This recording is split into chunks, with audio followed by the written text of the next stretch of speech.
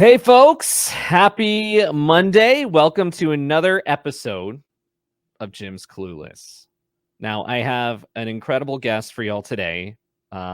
He's a good friend of mine. I've known him for years. We work together. He does some really incredible stuff at Honeywell. He's a senior data scientist at Honeywell, Mr. Jamarius Taylor, who I'll bring to the stage in just a second. Before I do, I want to talk about what this is. If this is your first time at Jim's Clueless, welcome. You can make comments, and I have a little. If I'm looking over to the side, I'm looking for comments or questions that you might have, and I'll bring those up to Jamarius if it makes sense midstream, or I can save it for a little bit later when there's a good time. You can ask what his favorite sandwich is, pretty much anything you want. The point of Jim's Clueless is to ask questions that other people are afraid to ask, myself included. It's the basis, Jim's Clueless. So, without further ado, let's welcome Jamarius to the stage. Welcome, Jamarius. Thanks for coming. Bonjour, mon ami. How you doing?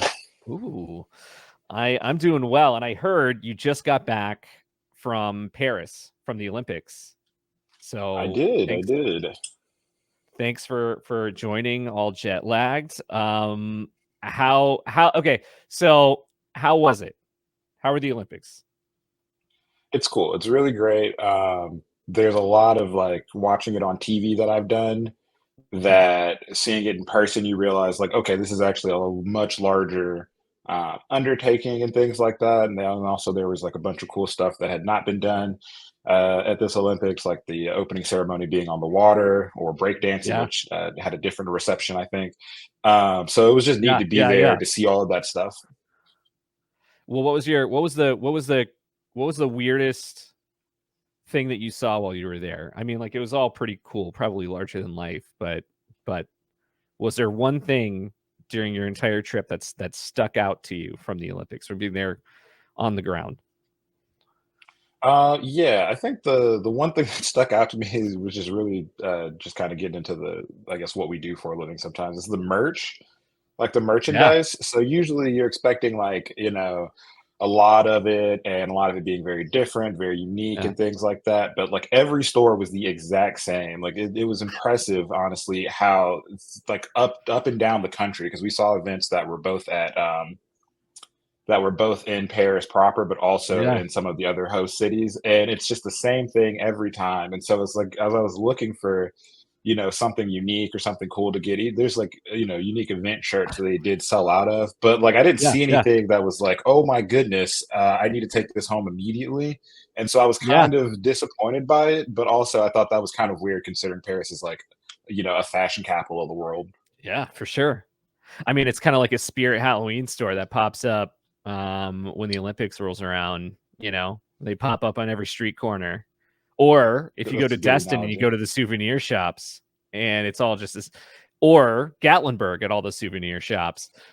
Everything is the exact same. You go to a No, different you're one, I'm like, 100% maybe this right. one will be different, and it's just not. It's all the same stuff. That's cool though, to be part of it. I remember in the Atlanta Olympics, to date myself a little bit. Did you go to the Atlanta Olympics? We're both in I did Atlanta, not, but I so did put on the Atlanta Olympic shirt for the just for the vibes oh because I do heck have yeah, one. So solid vibes. We would trade pins, like the the thing in the 96 Atlanta Olympics were pins, and you collect pins. It's like Izzy pins, and before it was Izzy, it was What's It. So it looks like a little it looks like a, gosh, I don't know, like a blue tube character. oh, the mascot, The mascot, yeah, the mascot, yeah, and it looks like a and clip art version of like it a looks like mascot. I think it's like a really neat Clippy. for the time. And there were two different there were two versions of it. There was an Izzy with a nose and an Izzy without a nose. And if you got because at some point someone was like, why doesn't this character have a nose? And then they went back, redid Hot fix. redid did a hot fix on Izzy and added the nose. And so during the entire 96 Olympics, you were hunting for the noseless Izzy pins. and I got a hat full of pins. I should have taken. I should have gotten it. I don't know where it's probably in my closet somewhere. And gathering dust, but Yeah, I not a did. few pins. Was there like a was there a mascot for the? I embarrassingly don't know enough about the Paris Olympics. Was there a mascot for the Paris Olympics? There was. It's this like very traditional like French hat. It looks kind of like a winter hat that we would wear here with like maybe a Uh, palm on. It didn't have a palm on top, but like you've seen those before. yeah, yeah. And it's like a victory cap. There's some mystery around it, but I'm the stat man, not the French history guy, so I won't embarrass myself It, by trying to is it recap exactly what that thing is. is the hat alive? Yes, it was alive and Is walking around similar to like the Clemson Tiger or I'll be the Tiger or something at events and things like that. And it would Does it like show up and take pictures with folks. you take a picture with it? So if you put the hat on, or you, what happens if you put the Oh no, hat this on? hat was life size. This hat was life size. They sold Yeah, I know, smaller but I mean, versions like of the hat. they sell smaller versions of it, but like if you put your hat on, like is the hat like I Yeah. just want to be put on? I mean, I don't know if it's kind of like a sorting hat situation where it's just like I need to be put on because that's my entire thing, or if Yeah, it was just they were like, what's something quintessentially French we can put out here? Uh, a hat. which come to think of it, if the I don't even like the French hat, I think we all associate the French with is the beret. So this logic is already falling apart. I mean, like I'm not gonna. There are a lot of stereotypes, and when I think of a beret, I think of the international stereotype for someone who's French. Now maybe that's I don't think I know a lot of folks who are French, and I don't often see them wearing berets, but They sold them in the team, like in the merch shop, but nobody. I don't think I saw anybody wearing a beret. So it was very yeah, it was yeah. very weird to see like that they Well, were like I selling wouldn't in expect multiple it. colors too. And I was like, who's buying these? Because like I've I've seen not seen a European single Vacation, person. so like National Lampoon European Vacation. So I know That that that's it. you can say I'm pretty well versed on Yeah, the French culture um, honestly. through that. Well, I'm glad you're back, and glad it was a safe trip, and I'm glad you didn't drink a cup of water from the Seine.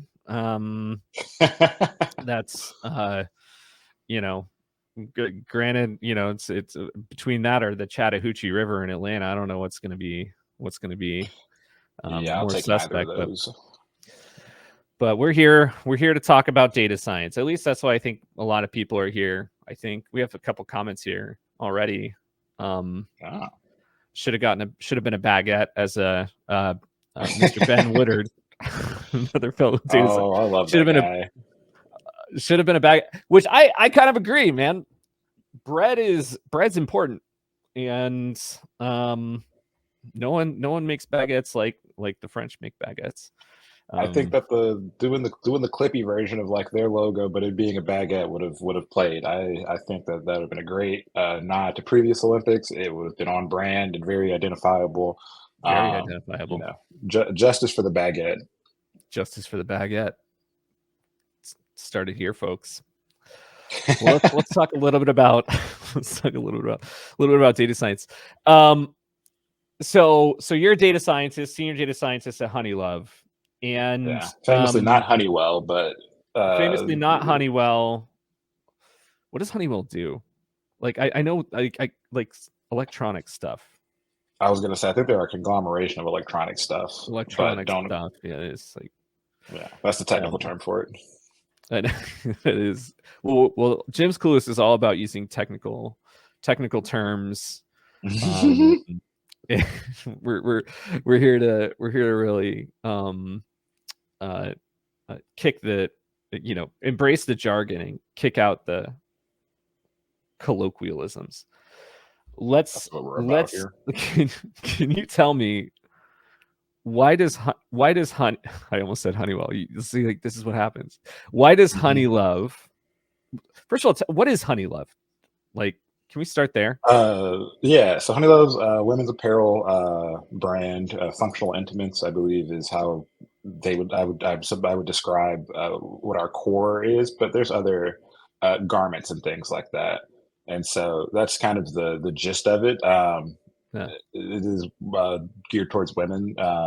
So check it out, honeylove.com, to kind of get a vibe for exactly what it is that we're selling there. And what is Honeylove? Why do they need a data scientist? I'm not Yeah, asking that's you a good. just if you say they don't need one, I can cut this part out in post and No, that's a good question. That's a good question, and I think that before anybody hires a data scientist, they should probably be asking themselves, like, what do we need a data scientist for? And ultimately, I think that that's just kind of the journey that you take as a business was is creating your like core products and your ideas and things, becoming more data driven. So like you have an idea, you start to collect information about said idea and then try to refine it from there. So you're yeah, constantly taking things in, making adjustments, and then doing the cycle again and again and again. And at some point that becomes a little tough to do if you're also doing, you know, 85 other things, because we're not the largest company. The phrase that's used often is fewer better people. yeah, And so if you're doing that, then somebody needs to take that on, and it becomes like, okay, who's really looking at this information? Who's taking it in? Who's helping us to make those day-to-day decisions? And so I think that's kind of where the move to bring on a data scientist for Honeylove started, was that it was housed in engineering, and if you're constantly asking about the past, then you're not updating stuff in the future. And so it's neat to have somebody on board that does that kind of thing. if you're just constantly asking about the past, it's like a bad date.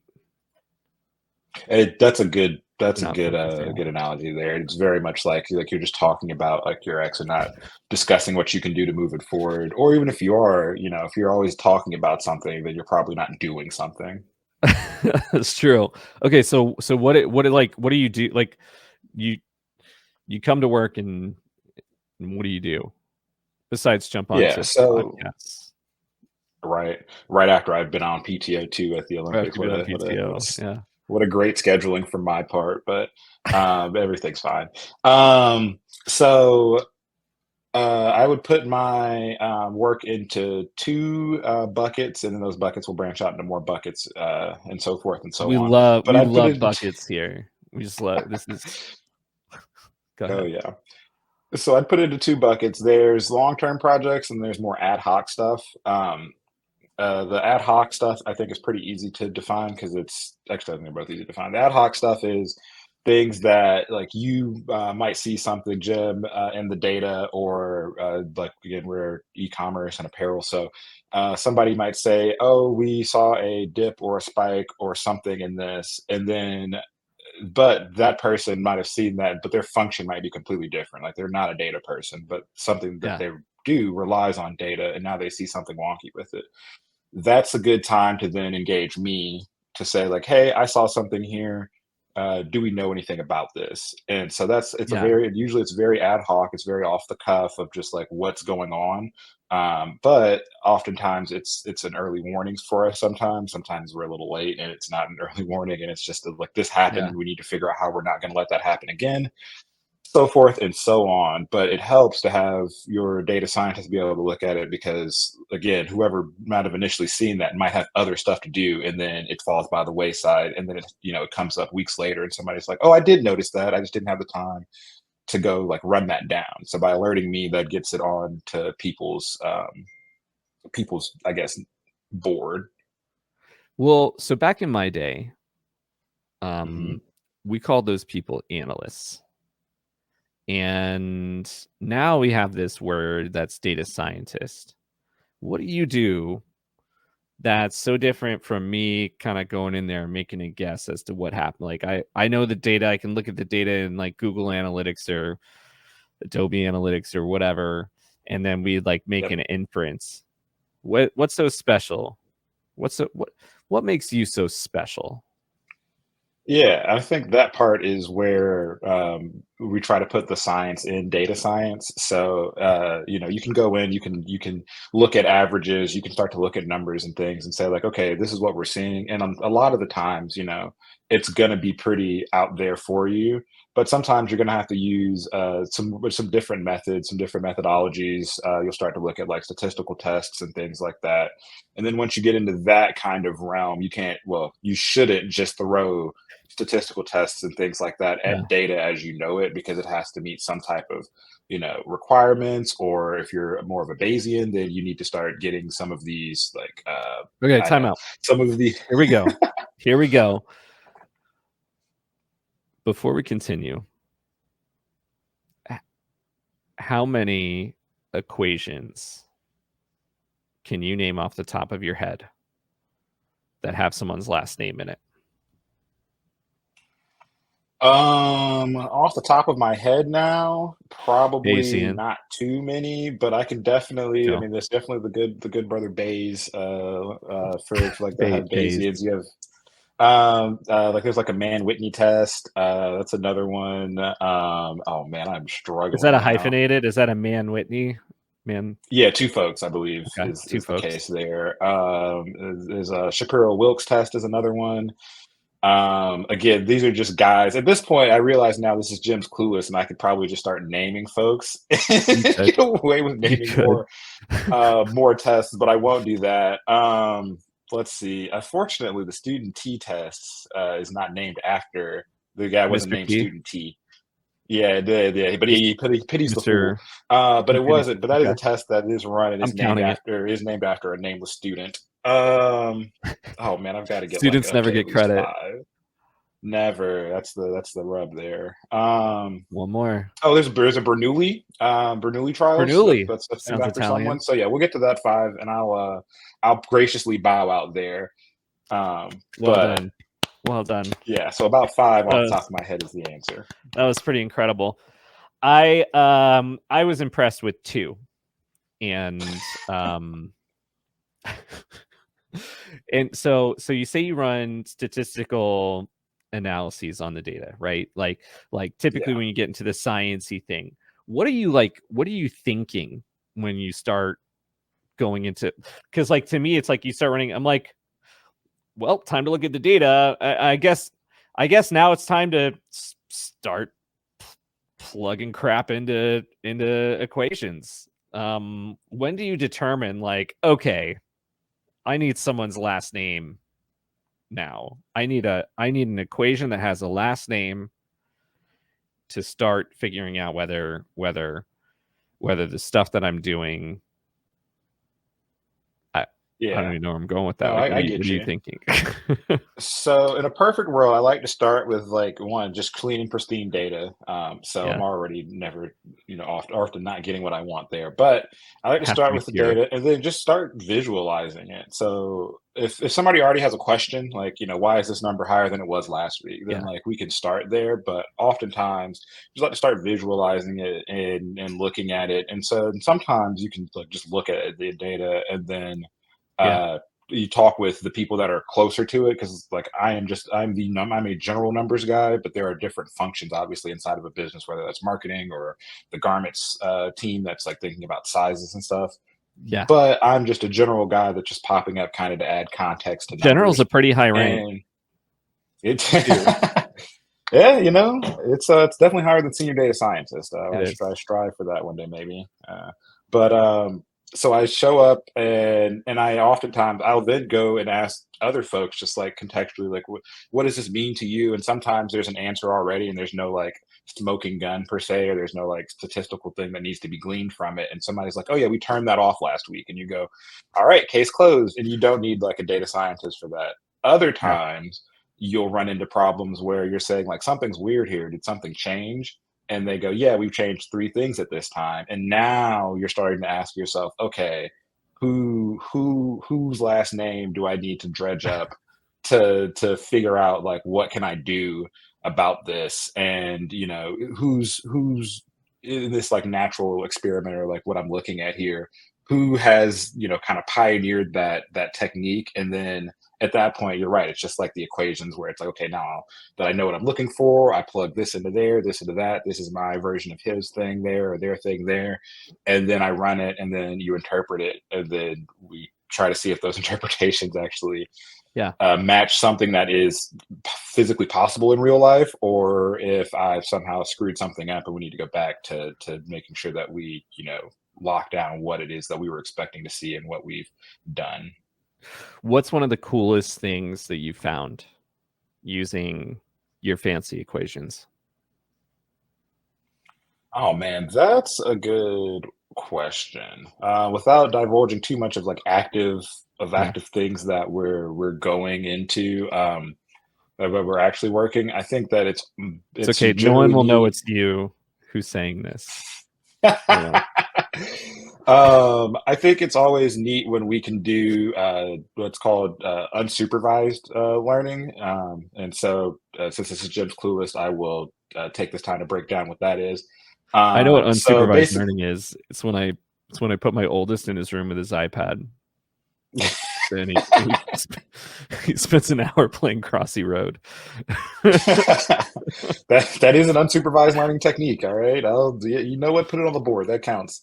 Um, And it's very similar to that, right? Where you're teaching, where you let your kid in the room and with the Yeah. iPad, and then they're, learning how the game works, and eventually they get good enough that they get rewarded at the end, and they're like, oh, okay, this is what I'm trying to do. This is what the point of the game is. And now I've learned a set of rules without you explicitly telling me those rules. And so this is the information I now can come back to you, Dad, and say, this is how the game is played. This is how to best play the game. So if you take that exact idea, that's what we're doing with these data problems, where we're taking an algorithm. I think the most easiest to explain here would be k-means, which is like customer clustering. I think a lot of the audience might have What is had that? dealt with that. Just Customer essentially cluster is that like taking, segments? yeah, like segmentation, Okay. just on again, segmentation, just on a more I guess data sciencey level, using, for all of you you big your data science fans out there, using Euclidean distances. Are these um trademarked words or are these like real terms? I'm just messing. That's not. Definitely real terms. Definitely real terms that you can go out there and take a look. And there's better ones out there as you like get further into it. But I am of the opinion that the simpler ones are the best, because I'm not the decision maker, and I eventually Yeah. do have to tell somebody what I spent all day doing. And if it's super complicated for me to even explain to myself, then I have Yeah. no hope of trying to like explain this to my boss, who's saying like, this costs us a lot of money each day that you're just doing only this. Who doesn't say that, but Well, I now we're recognize now we're that. familiar with the unsupervised learning, and we're Yeah, familiar with customer clustering. You're using some other word like a K something, like a K cup. unimportant to the k-means, unimportant to the Pure grand scheme of things. K means. Keurig K What cup. do you do with that? Like, what was the cool thing? What was the cool thing? I mean, Yeah, yeah. So these since it's words all sound pretty unsupervised, cool. yeah, ultimately, it just gives you a look at your customers, in a way that you're not necessarily doing it, because I know how things are set up and how they work and kind of the flow that they're supposed to go through. And I can kind of look at customers and say like, these people look similar. But then there's Yeah, other, like there's thousands of things that you could do on our website, there's thousands of different ways that you could buy in conjunction. Like you could buy something early, then buy something later that might tell us something about you. So all this yeah, information is like out there, and we're like, okay, but who are these people? And I think what's neat is that in one of our most recent readouts, we've found a group of folks that were kind of at like will they become, some of our best customers, or will we never see them again? And being able to discover that, like, okay, these people are the ones that are sitting at this crossroad, means that like, okay, we can spend time now working with those people, because the people that are already, firmly bought into the brand or excited about what we yeah, have going on might not need as much nudging, and honestly might even resent said nudging, because they're like, no, dude, we're locked in, we're familiar with the brand, we know what we're doing over here, you don't need to handhold us as much, compared to someone else that's like, maybe not. If you've ever bought something and then forgotten about it for months, and then been like, oh yeah, I do have this thing and I really do like it, or something like that. yeah. Being able to identify that person, I think, is super neat. And so that's a more recent example of something that's super cool that we've been able to do. But I think that's something that extends past the analyst role and into kind of the data science thing, because as an analyst, you can definitely segment your users But once it comes to using these, like some of these other techniques, we start to use just more dimensions and more metrics than like the human mind can comprehend. You can see you Yeah. got 4 columns. 4 columns is workable. Now we have 32 columns, and now it becomes a like, okay, I'm looking over here, looking over there. I'm trying to grow a third hand to point over here, and it becomes Yeah. Yeah. untenable. And if you don't have that kind of rigor though behind it, that the data scientist, I guess, title was supposed to entail, then it doesn't become reproducible. So then you're like talking about all these cool things that you've seen, but it's like, okay, can we like guarantee that we can do this again and again and again, or that it's gonna always that it'll hold out that way? Yeah. And so being able to have that kind of like rigor, the science behind data science to add to those things and then to like unpack all that information is pretty neat. I enjoy it a lot. What that's pretty cool. So basically you can scale the size of that audience and say, even if we reach like 5% of them and get them to convert, then that means we'll get at least 10 more dollars. Yeah, exactly. 15 Exactly even. that. We spend like we only have a finite amount of time and resources to spend Yeah. on folks, and if we can, point to kind of who would behoove us in the future, then that helps, right? Because of course we can look back and say, oh, this person was never coming back. Why do we spend so much time trying to acquire them? But hindsight's 2020. Yeah. And so we're trying to be able to look at that and do that, a lot more proactively.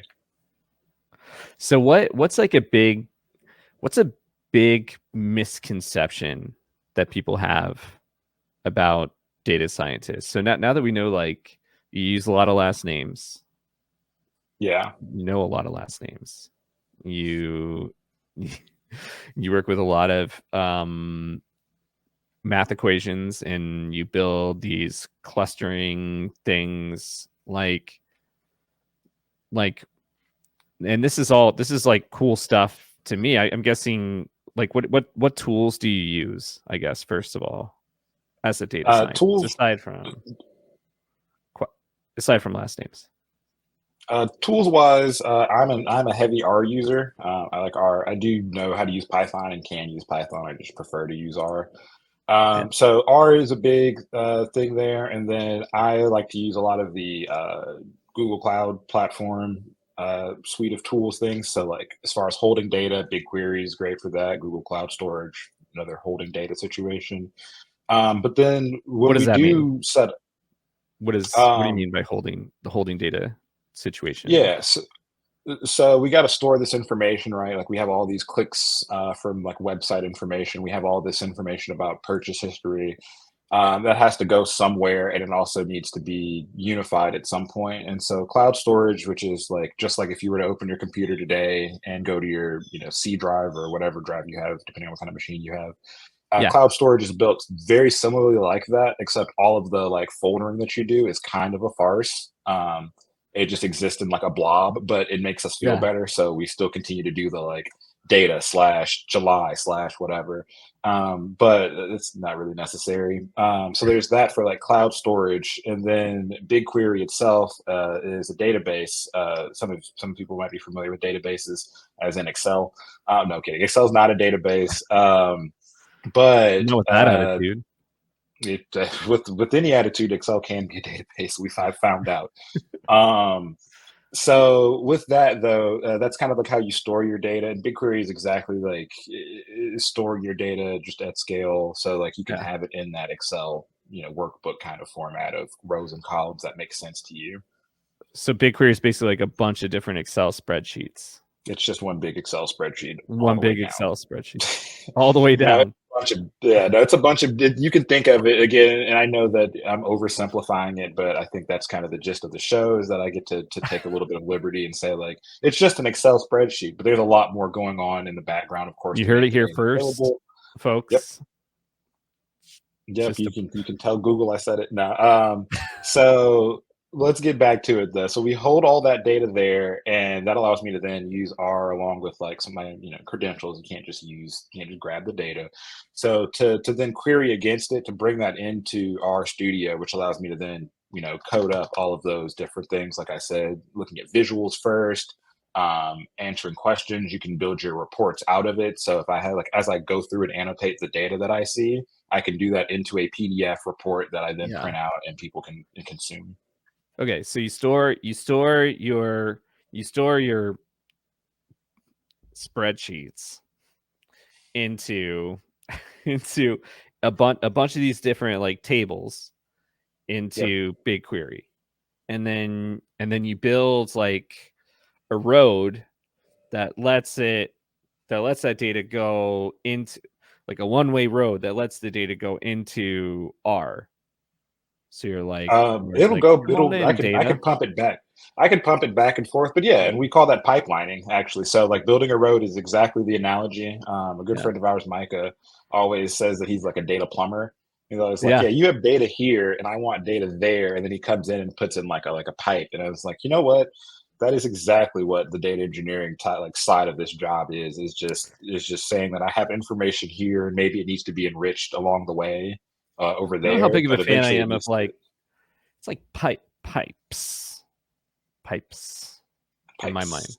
Everyone calls it a singular pipe, but like when you shut the water off, we're not sending something else down the pipe once the water turns off. Water pretty much only goes one way, you know? You can route it Yeah. different places, I guess. I think as an outcome of this conversation, Okay. we should start maybe calling it data pipes, not a data pipe. Um, I think you're onto something. The service that serves, and we'll get to this as we talk about the tools I'm using. But the service, the library in R that serves predictions and things that I use sometimes is actually called Yeah. Plumber. Yeah. And so they're all on board with the fact that these are pipes as well. So I think you're I think you'll be met with very little opposition to really wanting to get to the idea that they're pipes plural through. Again, we're starting first the baguette. Next, everything in BigQuery is a spreadsheet. Confirmed. Excel spreadsheet. We do know that. Number 3, pipes. Pipes. I am Pipes. they're the data science guild is going to be like, you went out there and just absolutely set us back, and like, you know, it's fine. Eventually you got to I'm a firm believer that you've got to teach the oversimplified version to then be like, okay, everything I told you there was a gross oversimplification, and actually we need to like break it down. But I think these rules of thumb work You know because what he's I've like, learned about data scientists? Like, you know what I've learned about what's they that? have no trouble breaking things down into nuance that nobody understands. I don't think Yeah, there's going to be any issue with them thinking, well, we need to break things down further. We need to add 12 more equations into this. We need to do so there's more. something about data scientists, like folks that I know in the industry, that yes, go like another level of abstraction deeper is never been an issue for them. Where it's like, you Ever. know, it's like you to describe like a like, and I'm gonna really ruffle some feathers, but it's like describe like a sandwich, and somebody's like, yeah, this is what a sandwich is, and then like eventually the data scientist enters the room and it's like, well, what about, and then names 85 edge cases, and you're like, I really wish you were here now, but it's a good Oh, skill that helps us with the job. that's me when talking about sandwiches, which while I have everyone's attention or no one's Oh no. attention, we might have lost everybody. A sandwich is a structural definition of two pieces of bread, two Okay. separate pieces of bread that were the bread was baked with yeast. Yeast is important. Specifically, This isn't all an ice right. cream sandwich. Ice cream sandwich is literally using the word sandwich. Like, you can sandwich things, but it doesn't make it a sandwich. And then anything between those two pieces of bread, the quesadilla cannot be a sandwich. It just can't. All right. I'm Um, with you. It's your show. And so I'm with what you have going on there. I think somebody broke down this into like a cube. Yeah. And we have to get into this on the podcast, or maybe I'll drop it in the comments after this is released. But there's a cube that like that tells you it's like starch on top, two starches, starch encapsulated by three, so forth and so on. And I think it's one of the Yeah. neatest things out there because it definitely takes what was a very like a conversation that didn't need that much nuance, and then just Yeah. blew it way out of proportion for no reason. Part of and part of this, it's the worst thing that comes out of these conversations is people always ask, well, that's a sandwich, but what's a taco then? My answer to that is I only have a stance on sandwiches. And so when it comes to defining complex issues, you have to know where you stand and stay in your lane. And that takes And us I right think back to that's a the good metaphor Yeah, I think that's of really the good for data API. science. Is exactly that. Is that sometimes I do come out with like we do have projects where we're working through all of those things that I was talking about. I think you asked earlier, like, what's a misconception? And I think the misconception is that like the problem can always be answered with like data science. And I think that as the data science like hype train starts to peter out into like what is reality, it Yeah. becomes less of that. And now AI, I think, has taken up that mantle of like you can solve same with like the blockchain from back in the day, well, Yeah. 4 years ago, where it was like you can solve anything with the blockchain, or you can solve anything now with AI. And so I think that now that that's been cast from us of like everything is a data science problem and can be solved with a data science thing, it does allow us to get back to doing some actual work of being Yeah. like these are the things we can solve. But yeah, sometimes we do projects and I say like I mention, this was down 15%, and they go, oh, is this due to that? And I go, whoa, I never said that.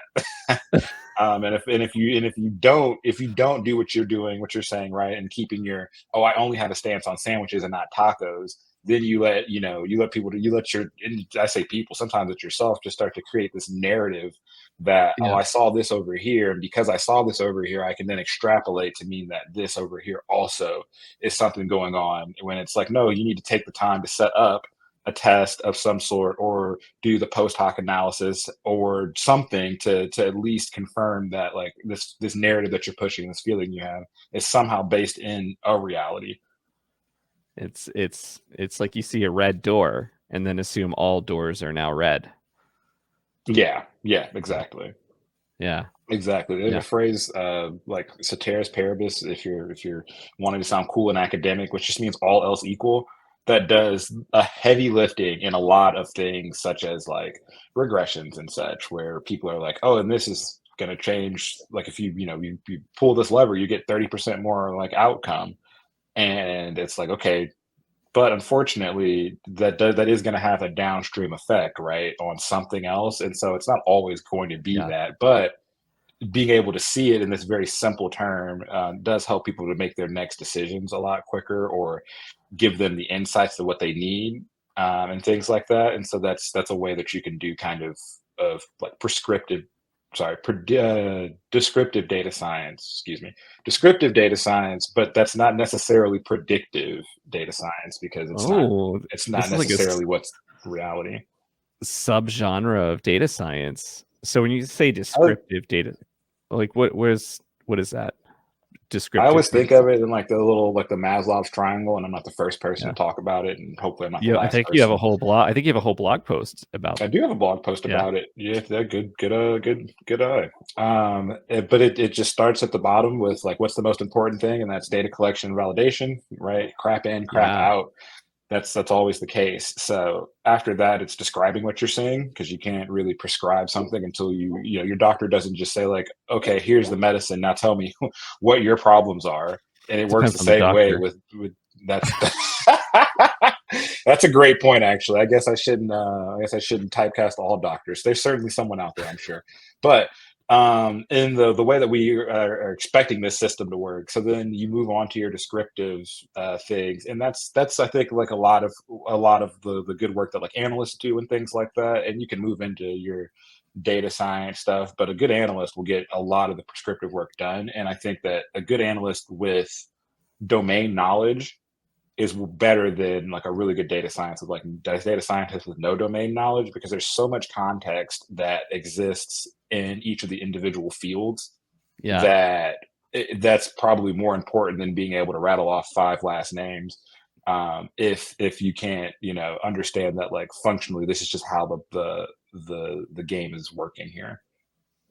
Um, yeah. So then that leads us to prescriptive or Yeah. predictive data science, which is us, Predictive. kind of seeing what this is going to look like in the future.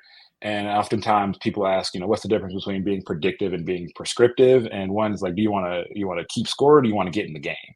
And so if you're just keeping score of like what will the outcomes be, that's more predictive, because you're just saying like, we do this is what happens, and that's just the course we're charted for.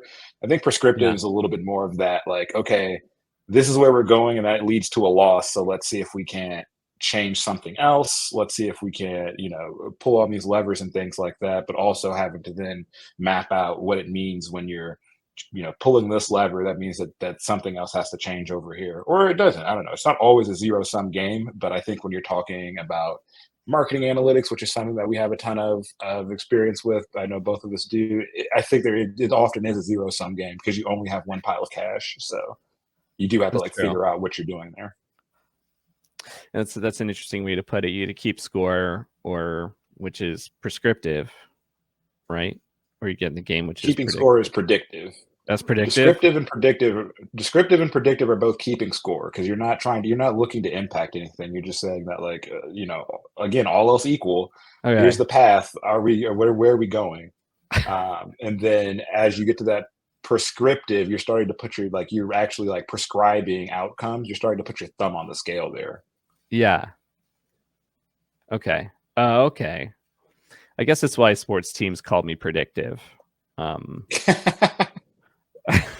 You're just along for the ride. I'm here. Jim, just keep score. Yeah, I think being a stat man, being like the scorekeeper of like an official game, is the most like descriptive stats job there is. But Yeah. somewhere, let's use the NBA, right? If you're the guy keeping tallies of blocks and steals and things like that's, but somewhere there's a colleague of yours or someone else that's like, hey, um, we're not getting enough rebounds, and I can see that based on this, and that means we're going to lose. So we need to then prescribe something else, like a game plan change to get us Yeah. back on course.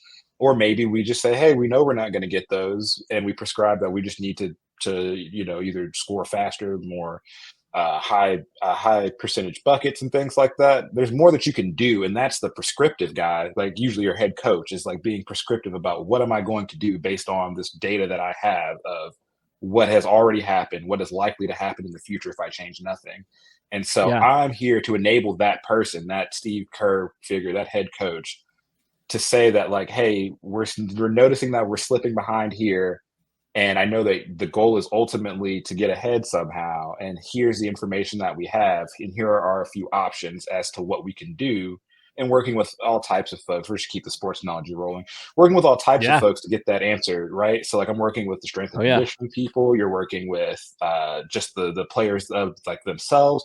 And so all of that, I think, bringing it all together of just one like assistant, one cog in the machine to help an organization that's already committed to being data driven move forward.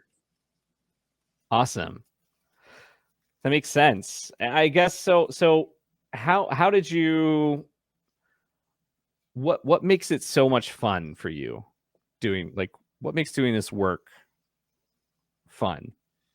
I think what makes it fun is that one, I do like the numbers and things of it all, so that really helps. That I'm like just interested in going to work in the morning. I Yeah. know that's not the case for a lot of folks, so that helps. And then two, I like seeing stuff that we've done like make it out there, and then seeing how it's like received. So a function I do for Honeylove is working a lot with our sizing tool and things like that. So using like the data that we get from there to help people get the correct size garment they want, and that's a win-win, because the less returns that we get, it's better for the customer because they're happier. It's better for the environment because we're not shipping stuff. It's literally Yeah. like the biggest rising tide there. And so it's neat to be able to do that and say like, okay, we put this out and it's been 6 months now, and it looks like we're seeing X% less return, fewer returns. And it's like, okay, cool. Now, obviously, there's a lot that goes into just all of that, but to know that I do have like a hand in helping this out is super neat. And then eventually, somebody was going to tie that back to like revenue and things like that. And so, being able to see the project come full circle like that help you then be able to be energized to continue to do the next project and the next project and the next project because you know that like what I'm doing actually matters. And I think that's what I've really been enjoying. And how did you get started with all this stuff? We kind of like went from the end and worked our way to the beginning to this, Yeah, that's a good point. but like for me, as I know a lot of folks watching are in analytics, like I do analytics engineering type stuff and Hmm. all the stuff end to end, and never really like ventured out into data science, but for those who are in analytics and maybe stuck doing mundane work in analytics and want to do something that um, and want to do something where they can learn more than 5 last names and plug in variables in those equations and have some really cool outputs like what you're doing. How did you get started with that? Like what was like the first thing you did? Because I know we were both doing analytics engineering, and then you kind of got started into data science. Yeah. So throwing it all the way back to college, my undergrad is in business analytics, which was just what we had at the time at Auburn. And Mm-hmm. so I was doing that, and in that you got to take a bunch of like you had to take like a bunch of like analytics classes that teach you like a lot of like good analyst stuff. So like understanding union and intersection, which sounds very like basic and everything. Understanding Venn diagrams actually, like Ben said here in the chat. Understanding like, oh, I want this and that, or this or that. Like Yeah. just concepts like that. You take like courses and things, and you learn about that. You also learn about a few What very is union basic. and intersection? You said it was like super basic. I don't know what that is. So like if you're like trying to query a database, right, and you're like, give me all the users that did A but not B, or Yeah. if A then B, that kind of like knowledge and such Yeah. is what I'm talking about. And then that helps you do like proportions and things so that you can, Yeah. say like 30% of people did this, X amount of percent of people did that. Okay, And so cool. that's kind Okay. of where like the base was at for that. And then as you progress through the major, you start to take a few other classes that talk about like data mining and some of the engineering, and then eventually you do a couple of courses that get you like hands-on experience in Python or R and using like SAS, and then doing regression, which is a great place to start for everyone, doing some of that k-means, and also just introducing you to like a ton of last names and a ton of different methods and things that you could use. And then it's your job eventually to like retain all of this and then figure out how to translate that into an actual business like outcome. Yeah. And so I started doing all of that. And then, yeah, after graduation, we started, or I guess before you'd gotten there, or before you had returned to our last job, I'd started there, but we didn't have data science team, and Yeah. we were just analytics, and so I was like, that's cool, because I knew that there was always like the goal was always to get into data science, and so it's like as long as they're trying to get in data science and I'm trying to get in data science, it makes sense to be around when it happens. Also, I enjoy working there. So everything was kind of lining up there. And so from there, we before we spun out a data science practice, um, we there was an engineering practice that already existed, so I was moved there to do more technical work, which I think for anybody that's looking to get into data science, that's a good like to go. I mean, it worked out for me, so I guess it worked exactly the one time I've observed it. So it's batting 1,000. But I thought it was very neat to go from having this nice analytics background and working in it, and then working at like the collection level of the data, and that like the Maslow's triangle that I'm always talking about. I think working there and Yeah. understanding like what you're collecting helps then upstream working with engineering and working on engineering, just moving data back and forth helped me then be able to move my own data and things like that. So that way I'm not like beholden. And then finally, uh, we had the data science practice was spun up. We were, I had like a mentor and things that I could work and learn more stuff about data science underneath it. But I already had this toolkit, this really Yeah. neat toolkit of like, I know where the data comes from. I know how it's collected. So then when I would see wonky stuff upstream in the analysis, instead of being like, oh, is this something, this is what I was talking about with context. Like, oh, is this something that we need to go back and take a large look at now because like there's a weird like nuance here, or is it just a product of an issue upstream? And that saved a lot of time, a lot of headache to be like, oh, actually I think we're collecting this wrong and that's what's happening, not users are taking this a certain way, trying to Yeah. basically Yeah. read the tea leaves where there are none. That's great. So if you weren't doing data science, what would be your dream job outside of data science? Let's pretend data science wasn't a field. This is a cop out answer. I'll There's get a no better such one. But I thing. think you once you hear it, I think you will. I'd love to be like a sabermetrician for one of my favorite sports teams. So that could be the Sox, it could be the Saints, the Pelicans, Auburn themselves, any of those. I think being the numbers guy for the sports team is pretty neat. I think those are also data scientists that we just give a different title to. So Yeah. that's why I said this is the cop out answer, because like at the end of the day, they're doing a lot of what I'm doing. The context that they're doing it in is just about, field goal percentage and not about conversion rate. Well, they probably have their own conversion rate rather. So I think outside of that, I don't know. I think teaching would be fun. I think it'd be it'd be fun. I think it'd be tough. I think it'd be very rewarding and very Yeah. nice though. So I have a soft spot in my heart for all the teachers out there. That's good. You want to know what mine is? Yeah, If I want to sell newspapers on the street corner. okay, that'd be a good job for you. Newspapers screaming at Yeah. people, scream headlines. Today, just in, um, um, the bus hit by horse carriage. Buy the Bus. papers. I like that. Buy the news. I think you have News, the voice for it. First of all, you, if you guys have sir, not met Jim in person, you, he ma'am. can get some loud. 10 cents. 10 cents for the paper. And the whole time you're up, you're moving. Yep. You're well informed. Yep. You get the vibe of the people. Yeah. You're right there in sales. Easy to measure. How many dimes do I have in my pocket? 10. I made $1. I made $1 today. How many people can say that? Yeah, I think everything you're talking about there is correct there. I really do like that job for you. I think you'd be a great town crier. Thank you. Yeah. I can fulfill those dreams. Well, I'm going to turn to the comments to see if folks have any questions about me being a town crier. Pauline. Extra. Why do they say extra? Or is it X-tree? I think it's extra. And, actually, I was about to just make an assumption there, and I'm going to instead decline. I was about to say, I don't know, actually. I truly don't. What sports team would you want to do stats for? Health? Great question. Red Sox? I think it's either the Saints or the Pelicans. Baseball, there's just too much baseball. There's simply too much baseball. Yeah, 162 games, just having to move from That's a lot of where data.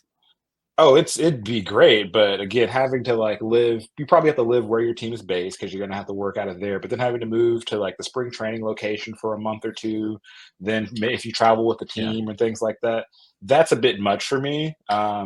82 games, 41 at home, 41 away, not that bad. And the NBA has gotten a lot better about their scheduling, which I think also the scheduling is such a neat like data science problem. The hot take. Given that there's doubles tennis, Ben. There is doubles tennis. There's doubles.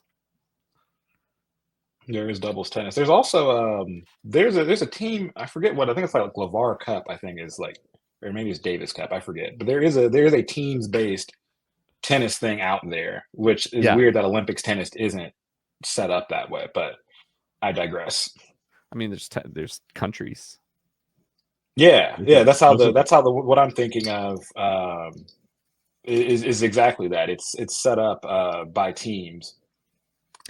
I used Um, to um I used to tear tickets basically at a USTA tennis tournament where they played doubles, and the old, there's still no team names. I don't know. When you saw Michael Chang and Andre Agassi out there, it was, they didn't combine the just names last like they names. do like they do today with like first names. Brangelina. For how Oh, old I am. like a good little That'd be a good team portmanteau. name. I think tennis. Yeah, portmanteau. Um, I think tennis should introduce team names. If there So was I'm go on. if you could collect any stat in baseball or basketball, what do you think is like the most underutilized stat in these?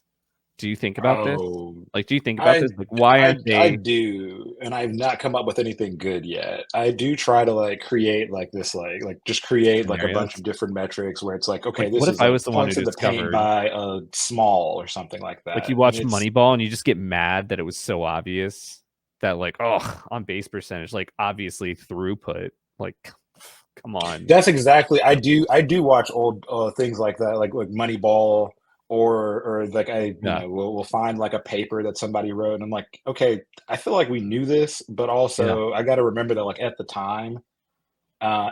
yeah. time they didn't know this, and this was like groundbreaking science for It's like them to not that long happen. ago either.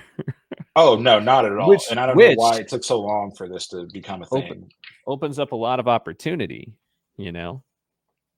Um, Yeah, yeah, yeah. you know, If you're looking for that kind of thing, definitely being like what stat are you focused on when you watch baseball and stuff? What stat do you focus on? As a casual, I only focus on the one stat, and that's run differential. Because if it's positive, we've won, and if it's negative, we've lost. But I do.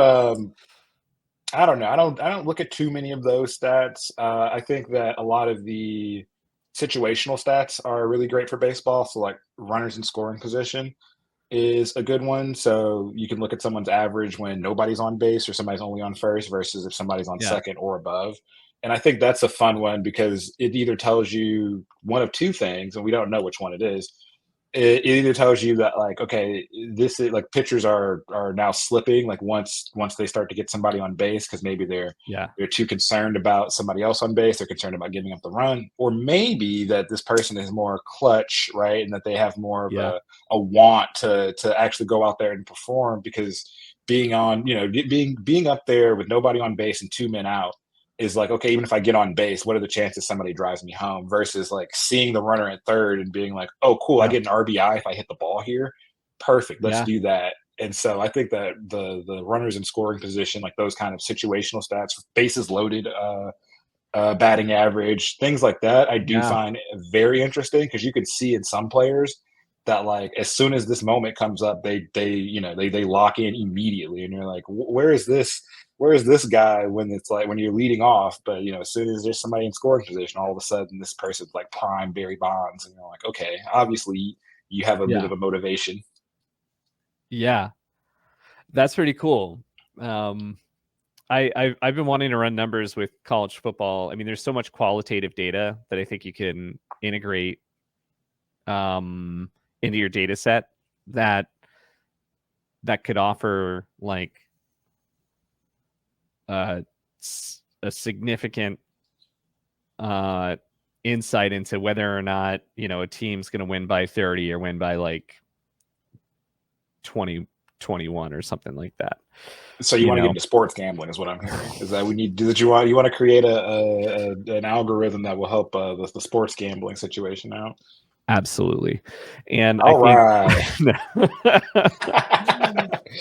I think I do not have the data to do this or the skill set, And I want to so talk anyone about that really quickly. I think yeah, that's the biggest problem with all data science projects is that like it's generally a data engineering problem.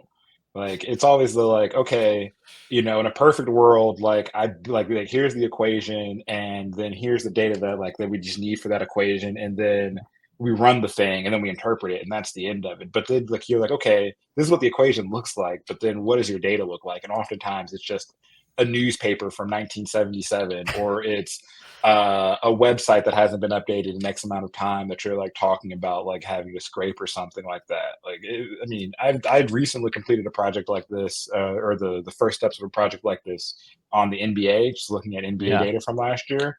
And the first, like, and I was like, cool, okay, let's do that. And as I got done with just pulling data and getting it, in a way, shape, and form that I could put it into BigQuery, I was like, oh, okay, this took all the time I had for this project yeah. like entirely, and all I had to show for it is just data that was already on Basketball References website. I So know, yeah. it's like, Sometimes oh, it's about the great. journey.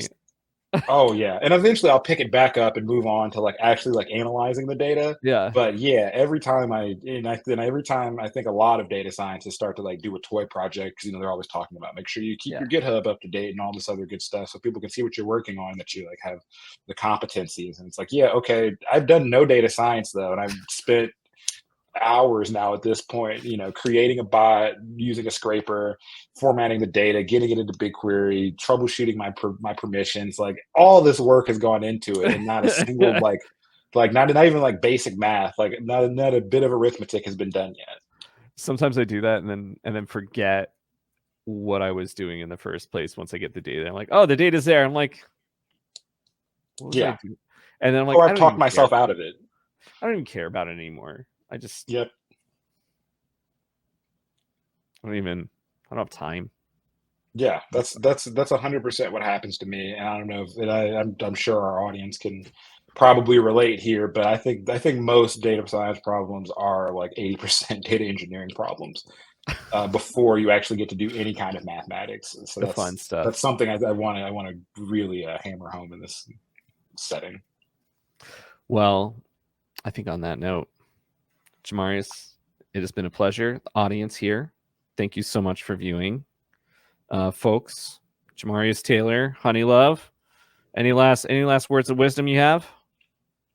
Um, just keep. I mean, if you're interested in data science, there's a lot of like self study and like information that you can do out there. And then at that point, I think just engaging with the community, the communities, the R community, the Python, like people that make the packages and things like that, the analytics community on Measured Slack, like they're a lot more open, I think, than anybody would ever know or ever think of unless you're already a part of the community. But like if you have problems or just any like kind of questions or comments, or you're just like looking to like bounce ideas off of someone, I've sent out many a cold email, many a cold Slack to people I just don't know at all, and gotten just the warmest response back. And that's really also is what helped me, I think, it has helped me get into, further down my career and into this position and everything else. And so I guess the what I'm leaving everybody with is that you have not because you ask not. So always reach out to someone. Awesome. Thanks so much, Jamarius. And thank all of you for watching. All right. We'll catch you next time. See ya.